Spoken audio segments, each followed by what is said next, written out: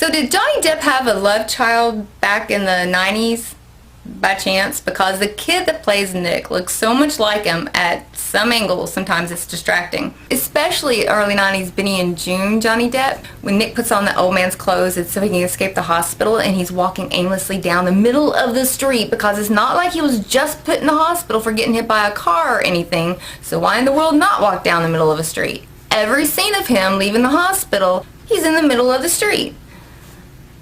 Okay, what is it with his family and sidewalks anyway? Not long after that, we see his sister Alicia, who had just been to visit him in the hospital. She's walking to her boyfriend's house down the middle of a street. She's got her earbuds in and the music on, and the skateboarders are just flying by her. And I'm thinking, do these people not believe in sidewalks? Do these people not think that there are things on the road that could kill them? So anyway, Nick has gone to find the drug dealer who sold him the drugs, because Nick thinks it could have possibly been laced with something that would have made him hallucinate all the stuff that he saw at the church.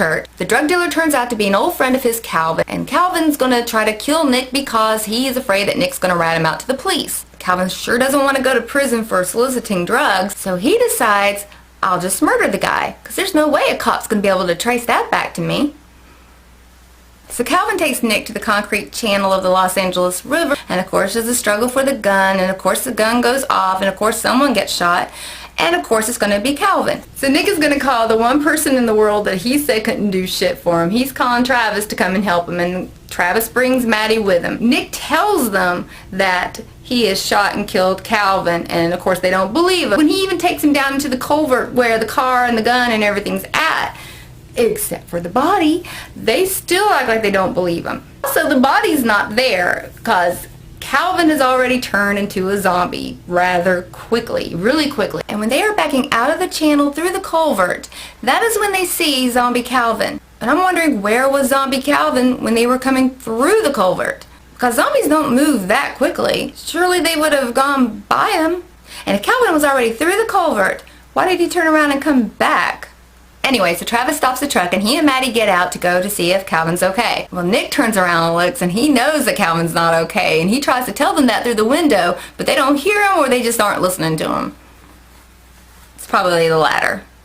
So Maddie and Travis approach Calvin, and he's covered in blood, and he's gurgling and shuffling, like doing that little weird zombie shuffle towards them. And then as they get closer, he lunges for Maddie and tries to bite her, and Travis is able to push him away. Well, Nick gets behind the driver's seat, and he backs that truck over Calvin, and it was awesome. Maddie and Travis are just standing there looking in horror, and I get that reaction, especially when Calvin gets back up and starts to come back towards them. Yeah, that's something that you would see like never. And then Nick just runs over him again.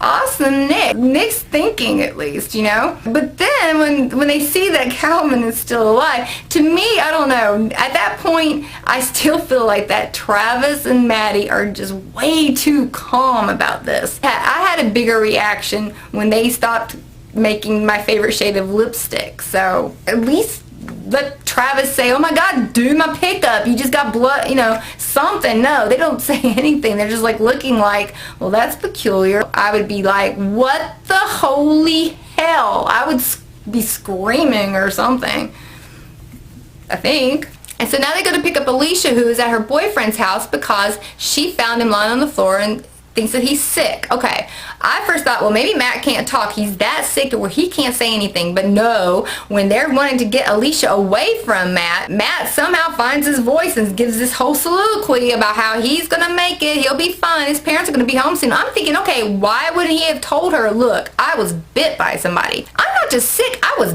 bit by somebody. It seemed like that the daughter had no clue. But here's the other thing. Okay, when Travis and Maddie are alone with Matt and they see that he has got that huge bite on his shoulder, again, they have those WTF looks on their faces, and they are just staring at Matt and rhetorically asking, oh, is that a bite? Oh, is that how this happens? What the hell? Where is the normal reaction? Like, holy shit, dude, who bit you? When did it happen? Why did it happen? Nobody asks questions that normal people would. And that's the kind of thing that just ticks me off to no end.